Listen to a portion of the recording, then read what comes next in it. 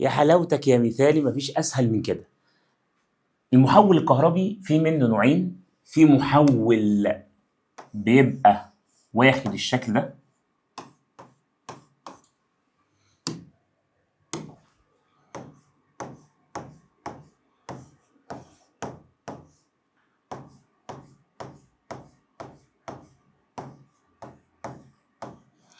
المحول بيتكون من قلب من الحديد المطوع في ملفين، واحد ابتدائي وواحد ثانوي.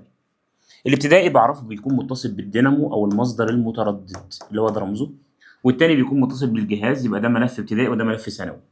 هنلاحظ ان عدد لفات الثانوي اكبر من عدد لفات الابتدائي، يبقى فرق جهد الثانوي اكبر من فرق جهد الابتدائي، لان العلاقه بين الفي والان علاقه طرديه. اما تيار الثانوي اقل من تيار الابتدائي، والمحول ده كده اسمه محول رافع للجهد. في محول تاني بياخد بقى العكس، بيبقى عندي برضو قلب من الحديد المطوع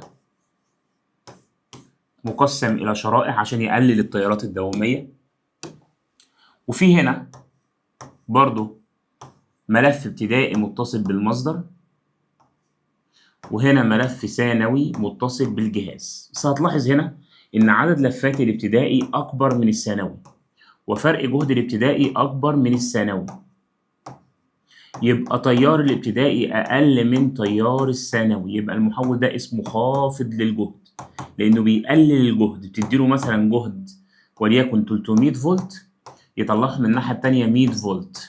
ليه؟ لان عدد لفات الثانوي اقل من عدد لفات الابتدائي. طيب المحول فيه منه مثالي وغير مثالي. المحول لو مثالي يبقى قدرة سواء رافع او خافض، قدرة الابتدائي بتساوي قدرة الثانوي، مفيش فقد في القدرة اللي بتنتج هنا بتروح الناحية التانية كلها بتتولد. اما المحول الغير مثالي، قدرة الابتدائي بتكون اكبر من قدرة الثانوي، لان القدرة على ما تنتقل بتفقد على هيئة بقى طاقة حرارية، تيارات دوامية، برضو طاقة حرارية، طاقة ميكانيكية في تحريك جزيئات الحديد، تصرف خطوط الفيض. يبقى انا عندي المحول لو مثالي القدرة ثابتة، غير مثالي القدرة بتقل. طيب من المعلومات اللي احنا قلناها دي كلها، اللي احنا لخصنا بسرعة كده الفكرة الأساسية للمحول، تعال نشوف بقى السؤال بيقول ايه. محول مثالي، يبقى أول ما يقول مثالي يبقى القدرة ثابتة. رافع للجهد، النسبة بين عدد لفات ملفيه، طالما قال رافع يبقى لازم ان اس تكون اكبر من ان بي، يبقى النسبة دي هتساوي ان اس على ان بي، لان ان اس قصاد الرقم الاكبر لانه رافع، يبقى ان اس قصاد الثلاثة. والصلة ملفه الثانوي بجهاز، دائما الملف الثانوي او لما يقولش ملف الثانوي يقول الصلة بجهاز، الجهاز ده هو الثانوي، يبقى ده في اس. عايز قيمة في بي، احنا لسه قايلين ان في المحول العلاقة بين الفي والان علاقة طردية، يبقى لو كتبنا ان اس على ان بي يبقى هتساوي في اس على في بي. ان اس على ان بي 3 على 2، في اس مديها لي ب 300، في بي انا عايزها هعمل مقص، يبقى الفي بي هتساوي 2 في 300 ب 600 على التلاتة، تطلع 200 فولت. طيب المطلوب الثاني عايز قدرة الثانوي على قدرة الابتدائي، طالما قال مثالي يبقى القدرة ثابتة، يبقى النسبة دي 1 على 1، يبقى الإجابة الصح في بي ب 200 والقدرة 1 على 1، يبقى الإجابة الصح رقم ج. طيب في سؤال تاني تكملة للكلام ده، السؤال اللي بعده بيقول لي برضو نفس الفكرة، يا حلاوتك يا مثالي مفيش أسهل من كده، دائما المحول من أسهل الأسئلة لو ركزت عليه. بيقول لي وضح الشكل محولين مثاليين متصلين معا، برضو فكرة عايز تركيز، إن هو بقى عندي محولين متصلين مع بعض مستخدما البيانات الموضحة، عايز القدرة المستنفذة في المقاومة R1. دائما ما تحاولش تتوه في المسألة، ركز على الهدف، كل ما يكون ليك هدف إن شاء الله توصل ليه لو ركزت عليه. هو عايز القدرة المستنفذة فين؟ في المقاومة R1 ده. طب القدرة دي لها كذا قانون، من أحد قوانينها V في I، الفي بتاعت المقاومة اللي هي V بتاعت المقاومة، والI بتاعت المقاومة، الI بتاعت الأمر. الفي بتاعت المقاومة كام؟ 10، يبقى أنا فاضل إن أنا أجيب الI اللي ماشي هنا. طب تعال نفكر بقى، هو عايز إيه؟ بيقول لي إن المحولين مثاليين، تعال نشتغل من الآخر هنا. هنا مديني فرق جهد الحته دي ومقاومه الحته دي.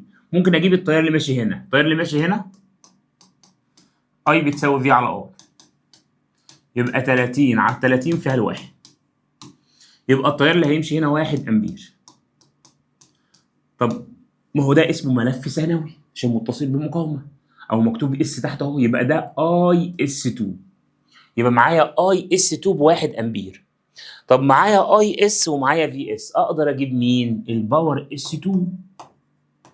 الباور اس بتساوي في اس في اي اس، يبقى 50 في 1 ب 50 واط. القدرة هنا 50 واط، يبقى القدرة هنا برضو 50 واط. باور بي بتاع 2 هتساوي برضو 50 واط. ليه؟ لأنه هو قلنا المحول مثالي، فقدرة الابتدائي بتساوي قدرة الثانوي. طيب معايا الباور ومعايا الفي، أقدر أجيب الأي اللي ماشي هنا. هجيب الأي اللي ماشي هنا، هنقسم باور على في. باور بي ب50 على الفي ب100 تطلع بنص امبير. التيار اللي هيمشي هنا هو اللي هيمشي فوق، عشان دي دايره متصله ببعضها اهي، يبقى التيار هنا نص امبير. طيب عايزين بقى نجيب الباور في المقاومه، هنضرب الفي في الاي، يبقى 10 في نص يطلع 5 واط. يبقى الاجابه النهائيه 5 واط اهي. يبقى الاجابه الصح رقم د. وديت تركز ان انا على الهدف، ان انا عايز القدره، يبقى القدره بتساوي ايه؟ اي تربيع في ار، او في في اي، في اللي في المقاومه في اي اللي في المقاومه.